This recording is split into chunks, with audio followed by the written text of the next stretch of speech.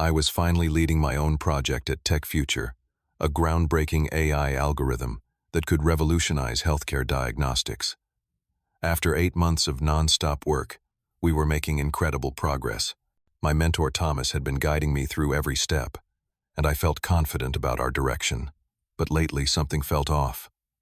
Small changes in behavior, unusual questions, closed-door meetings. If only I had noticed the signs earlier. I want to tell you how my biggest professional triumph almost became my greatest failure. Before I continue, let me know where you are watching from. Hit that like button and subscribe if you want more stories about workplace betrayal and redemption. My journey into tech wasn't traditional. Growing up in a small Midwestern town, I never had the resources for formal computer science education. My passion for coding started in our local library, where I taught myself programming using outdated books and limited internet access. My father worked at the town factory supporting my dreams, despite not fully understanding them. What drove me forward was witnessing my father suffer from a misdiagnosis that delayed his proper treatment by almost a year. I promised myself that someday I would create something to help prevent others from experiencing similar pain.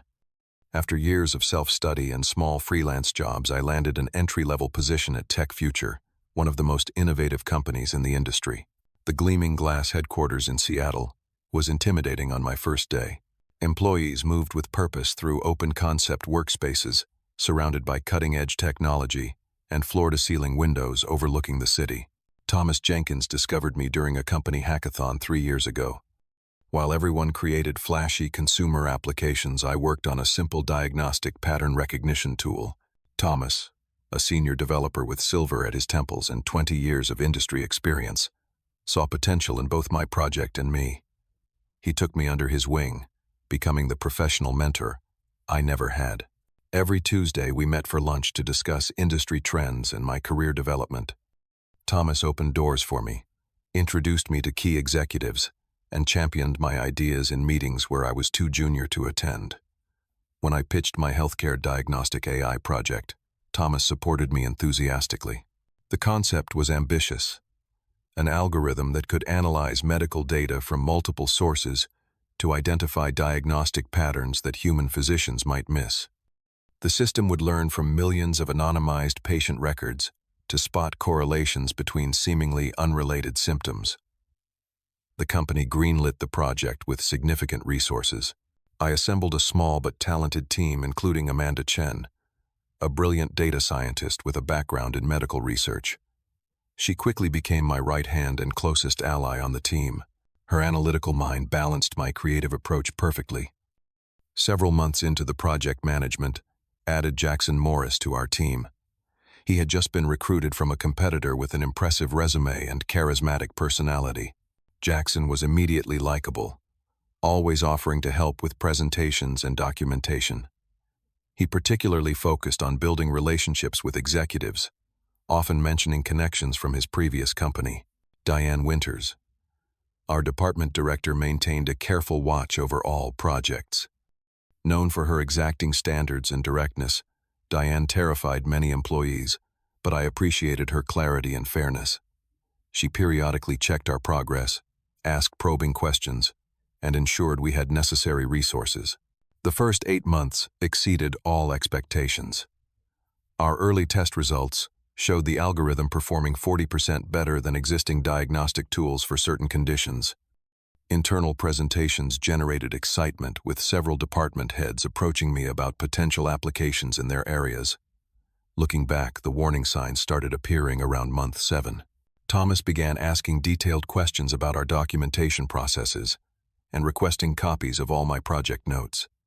At the time, I interpreted this as his usual thoroughness and mentorship. Jackson started spending more time with executives, often returning from lunch mentioning casual conversations with our CTO or VP of product. Again, I saw this as positive networking rather than calculated positioning. During a routine progress update, Diane announced that our project had gained attention at the highest levels.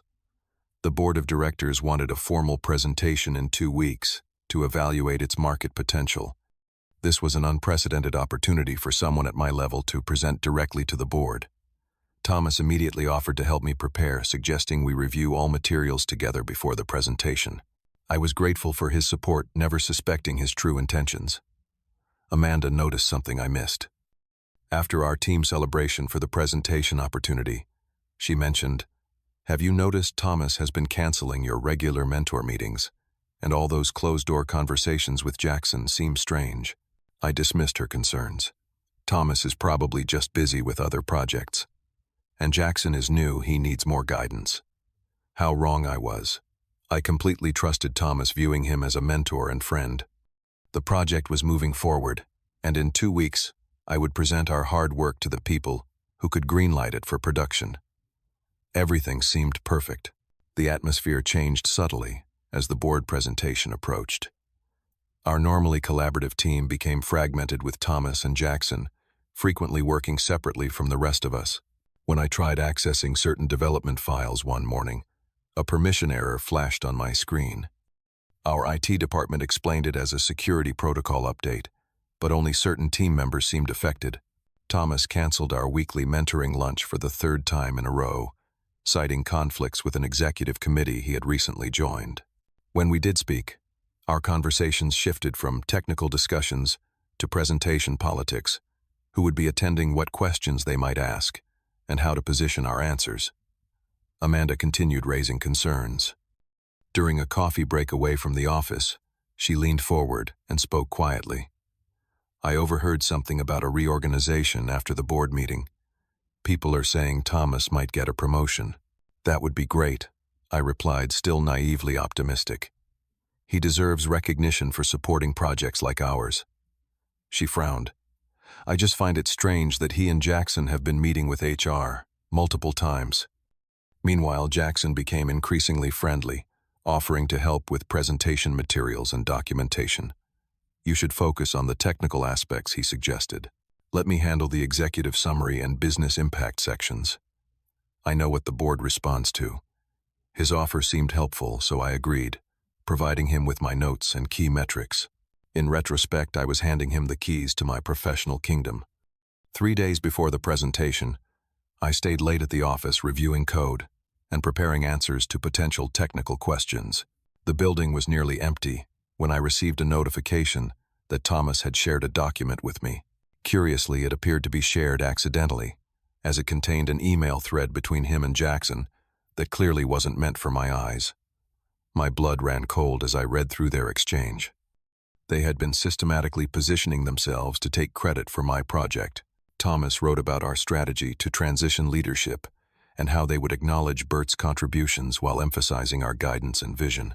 Jackson responded with suggested language for the presentation that minimized my role to that of a talented executor rather than the project's creator and leader.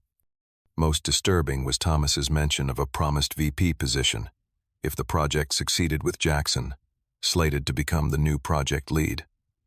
I read the thread multiple times, unable to process the betrayal. This man who had mentored me for years, who I trusted completely, was planning to sideline me from my own creation. I frantically searched for additional communications, finding enough to confirm this was no misunderstanding. Sleep evaded me that night. By morning, I had decided to confront Thomas directly, hoping there was an explanation, or that I had somehow misinterpreted everything. I requested a private meeting, and once his office door closed, I asked directly about the emails. His expression shifted from surprise to calculated calm. "Burt, you misunderstand the situation," he said, leaning back in his chair. "The board presentation is high stakes, and frankly, you are not ready for that level of scrutiny." "Not ready. This is my project. I have led every aspect of it from conception," I countered. "Your project." His tone hardened. "Ideas need champions at the executive level to succeed. Without my support, your algorithm would still be a concept in your notebook. I am protecting you from pressure you are not prepared to handle." As our conversation continued, the mentor I admired disappeared, replaced by someone I barely recognized. When pressed further, Thomas became defensive, then threatening. "Be realistic about your position here," he said coldly. "Who do you think the board will believe? A relatively new employee, or someone with my track record? I can make sure you never lead another project at this company. Or, I can ensure you receive proper credit as part of our team while gaining valuable experience. Your choice." I left his office in shock, the full weight of betrayal settling onto my shoulders. The project that connected to my personal mission that I had poured my heart and soul into was being stolen from me. Thomas had never seen me as a protégé to nurture, but as talent to exploit. That night was the lowest point of my professional life. I seriously considered quitting, imagining the satisfaction of walking away and leaving them to figure out the project complexities without me. I drafted a resignation email, finger hovering over the send button, as tears of frustration blurred my vision. But something stopped me. Maybe it was thinking about my father and why I started this project, or maybe it was simple stubbornness. Whatever the reason, I deleted the draft. If they wanted my project, they would have to fight me for it. I woke up the next morning with clarity I had not felt since discovering the betrayal. Emotional reactions would not save my project. I needed strategy, evidence, and allies. The developer in me approached this like debugging a complex system: identify the problem, gather data, implement a solution, and test. My first step was documenting everything. I spent hours compiling email threads, meeting notes, original concept documents, and code commits with timestamps, proving my contributions and leadership. I created a detailed timeline of the project's development, highlighting key decisions and innovations that were clearly my work. Next, I needed to confirm whether other team members were aware of what was happening. I arranged to meet Amanda at a coffee shop away from the office.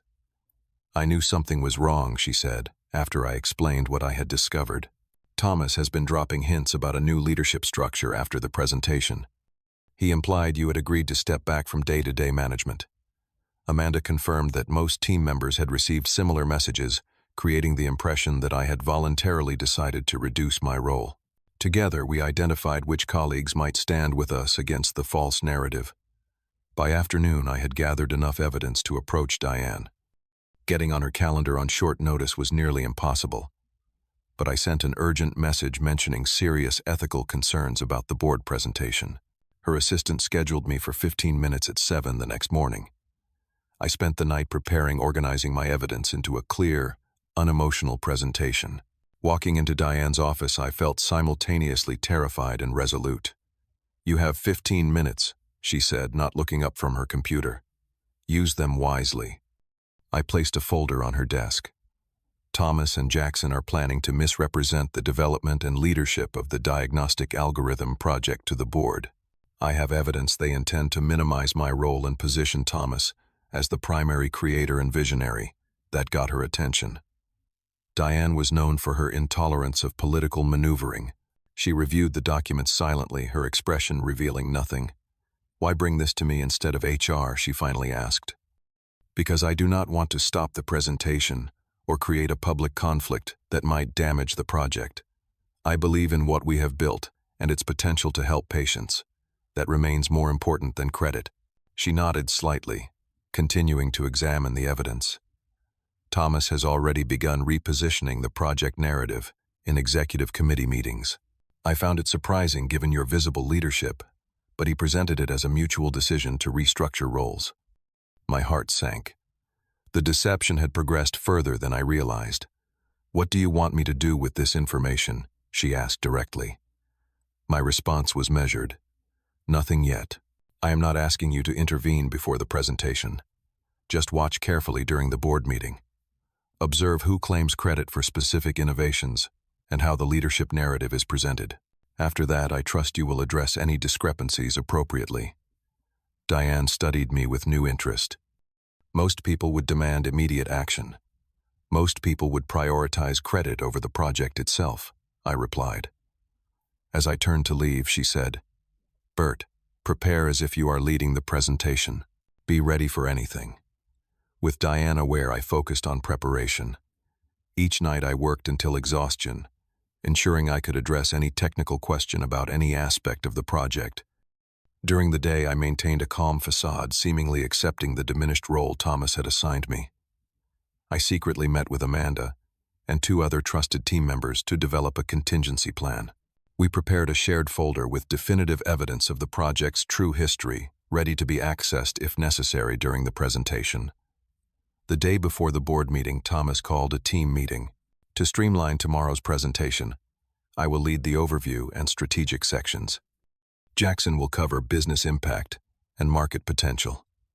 Burt, he nodded toward me, will handle technical questions if they arise. I nodded agreeably, while my stomach churned with anger. Later, Amanda whispered, "How can you just accept this? Sometimes you have to let people believe they have won before you show your cards." I replied. That evening alone in my apartment, I faced a decision point.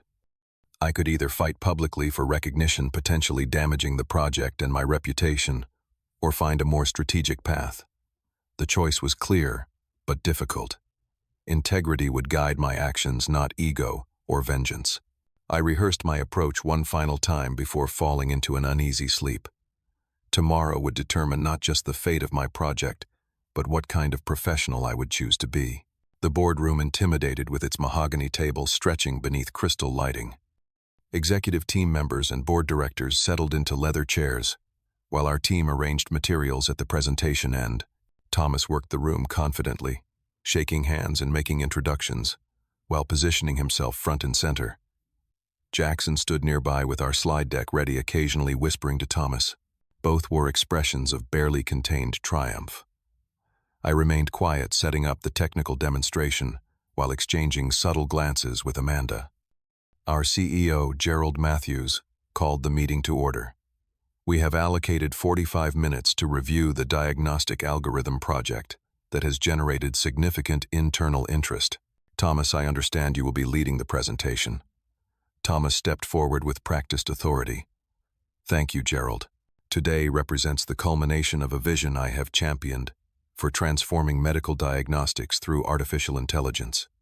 I watched board members lean forward with interest as Thomas outlined his vision, occasionally acknowledging the team's contributions with vague gestures toward us. He presented early conceptual slides that I had created, speaking about challenges we overcame through innovative approaches I developed. Jackson smoothly transitioned in to discuss market potential, referencing meetings with healthcare executives that I had conducted. The presentation was polished, compelling, and fundamentally dishonest. My opportunity came when board member Dr. Sarah Lindstrom, a former medical researcher, asked about the pattern recognition algorithms. Thomas began a generalized response, but I caught his slight hesitation when she asked about specific technical details.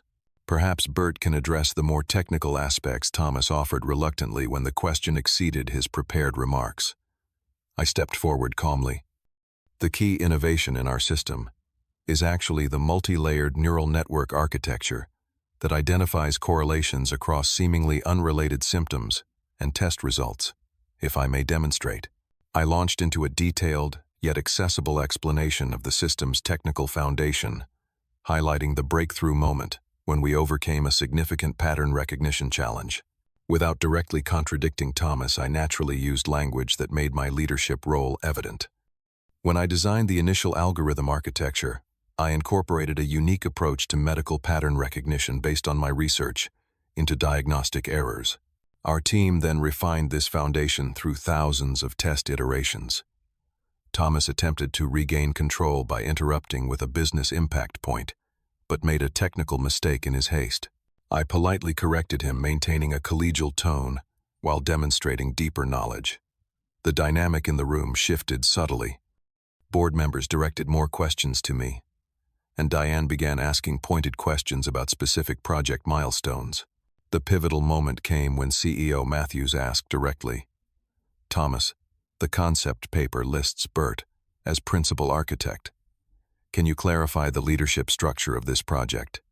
Thomas hesitated momentarily. Burt provided valuable technical implementation. I provided the visionary direction and executive oversight that shaped the project. Amanda spoke up unexpectedly. "With respect, I have been with this project since inception. The original concept, architecture, and leadership came from Burt. I have documentation showing the project evolution if that would be helpful." The tension was palpable. Matthews looked to Diane, who nodded slightly. "Perhaps we should take a brief recess," the CEO suggested. "Thomas, Diane, Burt, would you join me in my office?" In the privacy of the CEO's office, Thomas attempted damage control, suggesting there was a misunderstanding about roles and offering to clarify the communication breakdown. But when Matthews directly asked to see the original project proposal and early development documents, the truth became undeniable. I remained professional throughout, focusing on the project's potential rather than personal grievances. Regardless of these issues, the technology has demonstrated exceptional promise. That should remain our focus. Matthews studied me with interest before turning to Thomas. We will discuss your actions separately. For now, you are removed from this project effective immediately. Diane will oversee an investigation into this situation. Re-entering the boardroom, Matthews announced that I would complete the presentation and answer remaining questions. Thomas and Jackson were conspicuously absent when we reconvened. I delivered the remainder of the presentation with clarity and confidence, focusing on the technology's potential impact rather than the attempted deception. The board responded with enthusiasm, approving additional resources for accelerated development and testing. Afterward, Diane confirmed that Thomas had been removed from all project oversight pending a full investigation. Jackson requested a transfer to another department the following day. Several executives personally apologized for not recognizing the situation sooner. The following weeks were challenging despite the professional vindication. Trust did not return easily, and I found myself questioning relationships with other colleagues. Amanda proved invaluable during this period, providing both practical support and emotional grounding. Not everyone is Thomas, she reminded me during a difficult moment. Some people actually value integrity and collaboration. Gradually, I rebuilt my professional confidence. Our project progressed rapidly with increased resources and support. 6 months after the board presentation, we began limited clinical trials with 3 major hospital systems, generating results that exceeded even our optimistic projections. My promotion to Senior Innovation Director came with the opportunity to expand our technology into additional diagnostic categories. More meaningful than the title was the recognition from healthcare professionals about the potential impact of our work. The betrayal taught me painful but valuable lessons. I learned to document contributions meticulously and to trust actions over words. Most importantly, I discovered my own resilience and capacity to stand firm when facing injustice. Today, I lead a team built on transparent communication and shared recognition. We celebrate individual contributions within collective success, creating an environment where innovation thrives without political maneuvering. The algorithm that began as a personal mission, connected to my father's experience, has now helped improve diagnostic accuracy for thousands of patients. That impact matters far more than any professional recognition. Thomas's betrayal painful, as it was ultimately strengthened both me and the project. By forcing me to fight for what was right, it confirmed that how we succeed is as important as what we achieve. Have you ever faced betrayal in your professional life? How did you handle it, and what did you learn from the experience? Share your story in the comments below. If this resonated with you, please hit the like button and subscribe to hear more authentic stories about overcoming workplace challenges. Thank you for listening, and remember that your integrity remains your most valuable professional asset, even when others fail to honor theirs.